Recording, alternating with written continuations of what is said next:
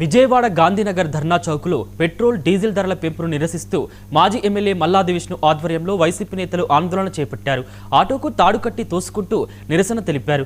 రాష్ట్రంలో పెరిగిన ఇంధన ధరలకు కూటమి ప్రభుత్వమే కారణమని ఆయన ఆరోపించారు.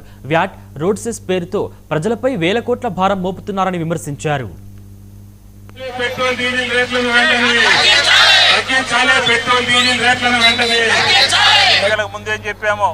ఎన్నికల్లో ఏ విధంగా మనం మేనిఫెస్టోలో పెట్టామో ఏ విధంగా మీరు గెలిచిన తర్వాత దీన్ని 33, 23, 31, 23% వ్యాట్ ట్యాక్స్ని ఏ రకంగా మీరు వసూలు చేస్తున్నారో ఆంధ్రప్రదేశ్ ప్రజలకి తప్పు అయిపోయిందని చెప్పని క్షమాపణ చెబుతూ పెట్రోల్ డీజిల్ రేట్లని వెంటనే తగ్గించాలి అని చెప్పని వైఎస్ఆర్ కాంగ్రెస్ పార్టీ డిమాండ్ చేస్తాం.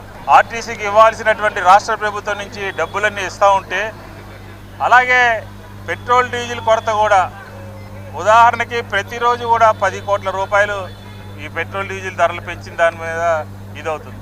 ఆర్టీసీని ప్రైవేటీకరిస్తారా? ఆర్టీసీని ప్రైవేటు వ్యక్తులకి మీకు కావలసినటువంటి వాళ్ళకి దారాదత్తం చేస్తారా?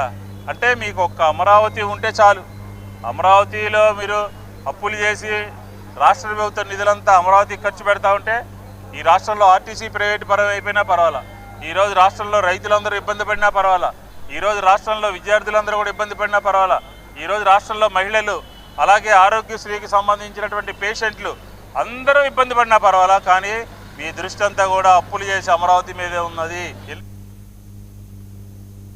పల్నాడు జిల్లా చిలకలూరు